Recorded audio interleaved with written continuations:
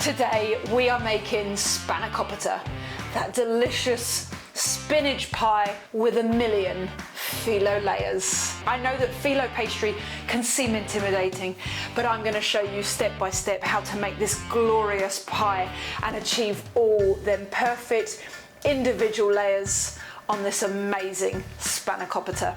It's simple and easy and totally achievable for any home cook like you to make. And the best part, you can make it now, freeze it, and cook it when you need something fab. So let's get into Spanakopita. Perfection.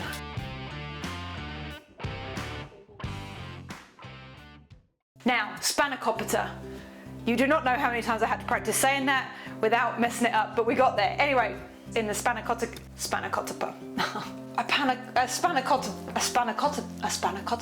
Oh, let's make it a super simple, easy, delicious pie, vegetarian friendly, and honestly, it looks like you've put in loads of effort, and we know here at Dishes with Del, I'm all about, well, minimal effort. No, maybe that's a little bit of a lie. You've got to put love into whatever you make, but it doesn't always have to take you hours on end. You know, the truth is about this dish is that it's comforting and it feels decadent, and we're coming into spring here in New Zealand and it just feels like nice and fresh and like you want to eat it with a salad. So make sure you stick around to the end to master how to make this crispy, golden and delicious. And don't worry, if you've never used Filo before, I'm going to make it simple and easy to show you. So let's get into this.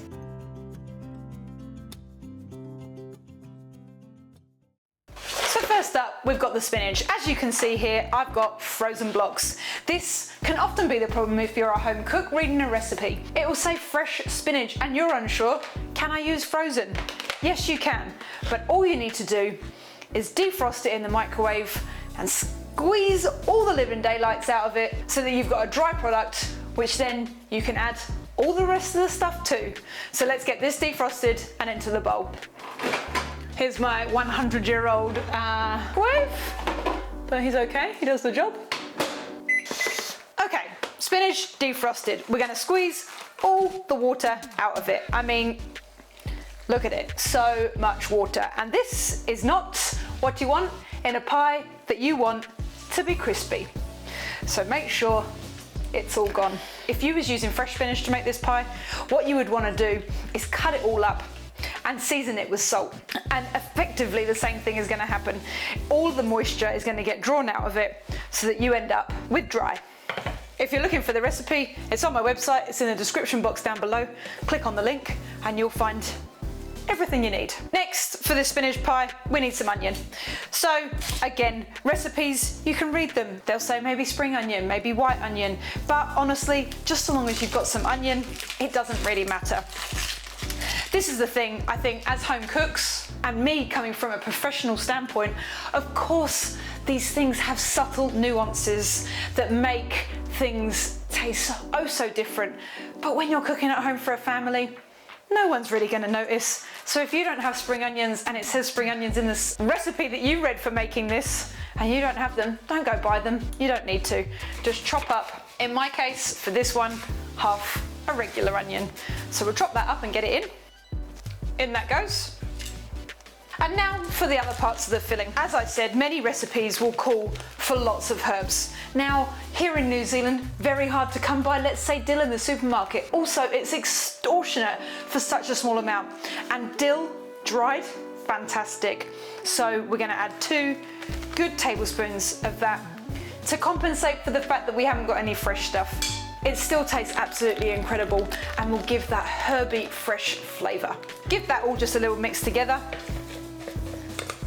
And next up, often, again, recipes call for ricotta. Ricotta, expensive. You know what you might have? Some thick Greek yogurt that's unsweetened in the fridge. All you want is for that texture to be something that combined it all together. We're gonna add an egg in here too, but this is just about making it all a little bit looser and giving it all that little bit of a softer texture, because otherwise it can be very dry if you're just using the spinach. So we're gonna add in 2 tablespoons of that. And you know what else would be a really great alternative for this? cottage cheese. In fact, we're gonna go 3. Cottage cheese would be a great addition to this recipe if you didn't have either of the others. Now feta, this is obviously one of the most important parts. It's the thing that makes you feel like you're on holiday when you're actually not, but without it, this would not be this wonderful Greek pie. So just break it in gently. You don't really want to break it up because you're going to give this a mix in a second anyway, which will slightly break it up anyway. And those slightly larger chunks will mean that there's little pockets of extra saltiness. Oh my God, this is gonna be yum. So now, can you see here what I mean? That yogurt has just provided a little bit of kind of moisture to bind all the things together so that we don't have totally dry spinach that just kind of falls apart when you cut it, but gives it all a little bit of texture. So what I would say here is a great time to give it a taste because obviously that feta is salty and we want to see how salty it is. It's already tasting delicious.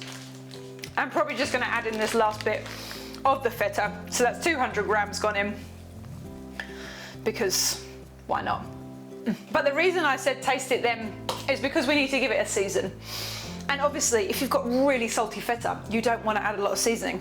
So keep that in mind. You can always give it a quick season and mix, taste it again, and see if it's where you like it, or you can just go for it, which is probably what I'm going to do. Because I know roughly that I want sort of a teaspoon of salt in there, and then finally, plenty of black pepper.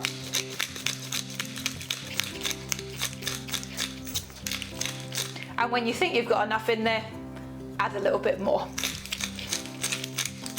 And then finally, just crack in that egg and give it a good mix. And so that's why you wanted to taste it before, because obviously now it's got the egg in there, a little bit difficult to taste. But simple, that's our mix. I mean, how good does that look? Now, let's move on to the filo, which is the one little sticky point of this dish where lots of people seem to worry. So I'm going to show you an easy way to make sure that it stays moist while you get it ready and crisp when you cook it.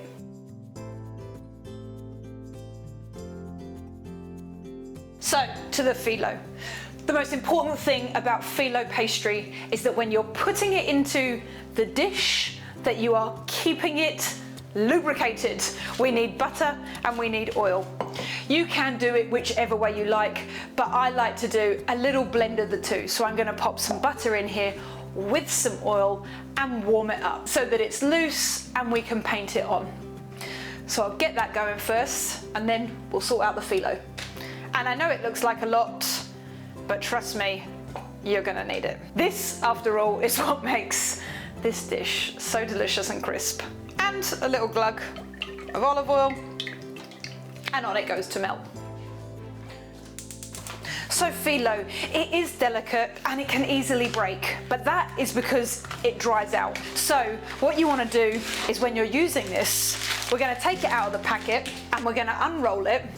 And we are going to have to work fast, but what you do while that is sitting there, take a slightly damp tea towel and sit it over the top so that none of them layers dry out, meaning if you're working a little bit slower, it's okay and not the end of the world.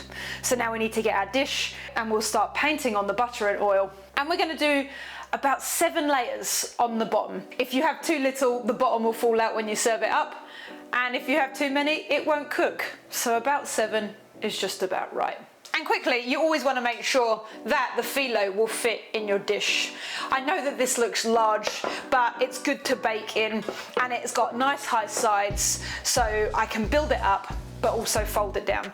And so this will fit perfectly with this piece of filo. So one at a time, you paint away. Peel one off, cover this back up and paint. Make sure you cover every inch. I also just sit a piece of greaseproof paper on the bottom just in case it wants to stick. So now we're going to start layering this in. The first one, I'm going to go grease side down.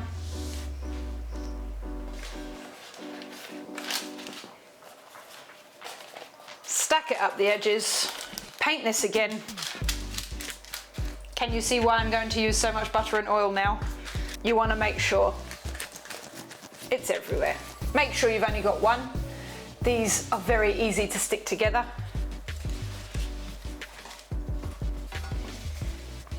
And repeat. And the good thing is here you can see where you've got the oil on there, you can now easily stick that other piece of filo to itself. If you're looking for a way to make these snack size, I actually did a short on it ages ago. I've added the link to my short actually just up at the top of the video here. Go have a watch of that, and it's a great way to make this wonderful, wonderful pie in the air fryer. Snack size. And there we go, that's our bottom done. Now we're gonna add in the mix. And you know, the thing is with with building all these layers is that you need to build them up for structural integrity. And then we're just gonna spread this out. The joy of doing it in such a large pan like this, we're gonna end up with more a Spanakopita pie, but almost a slice, but still absolutely delicious nonetheless. If you doubled this filling recipe, then it would be a big, deep, thick pie. But that also comes at a cost, and I know that sometimes we just can't budget for that. So this is a fantastic alternative. It's still going to be absolutely delicious, and I can't wait to eat it. So while I get this last lot done, I'm going to turn the oven on to 175 so it's nice and hot and ready for this to go in when all the top is finished. So now let's just repeat the top, each layer as before. And if your kitchen is a little bit cold and it starts to get a little bit solid, just pop it back on and give it a quick melt.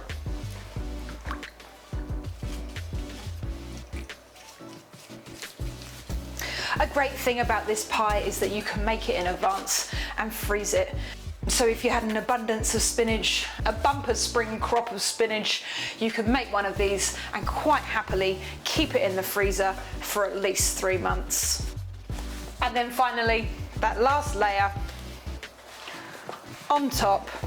And what I do now is I'm just going to fold all the edges from the very bottom so that we get a nice neat edge with all that filo, and give it a final butter. Make sure everything is coated. And the final thing I like to do is cut it up into already portions, because what that means is that through these little holes the extra steam can escape, meaning you end up with extra crispy pie. And making it super easy at the table to make sure that people aren't fighting over it and everyone gets the same size piece. In it goes to the oven at 175 for about 45 minutes, and I'll see you then.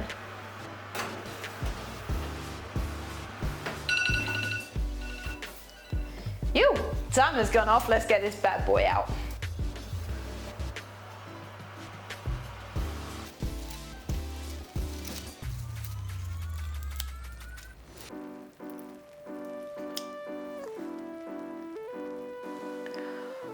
Oh my God. It's had a minute or two cooling. Let's get into it. Oh my God. Crisp. Perfection. I mean, just look at all these layers. That is what, when you butter in between each single one, this is what happens. If you've enjoyed this video, let me know in the comments section down below. Give me a like, give me a subscribe. But otherwise, just let me know if you make this incredible pie.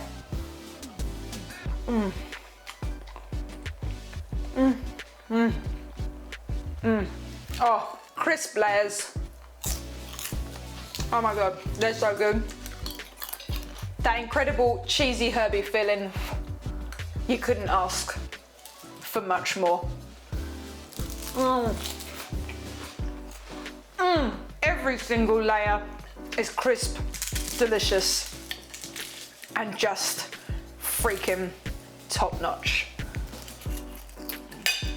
Oh my God. Make sure that you try this recipe. If you're a struggling home cook who never knows what to make and you want to impress your friends, well, this is the bloody dish to do it. Simple, but elegant, and just so goddamn tasty. 50 minutes in the oven, golden brown delicious pie, all perfectly portioned up and ready to go. I'm gonna finish this off because I've been filming all day and this is delicious. But I will see you all next week. I love you all and I'll see you soon. Oh, so crisp. It's just so crisp. It is just so crisp. Yeah. See ya.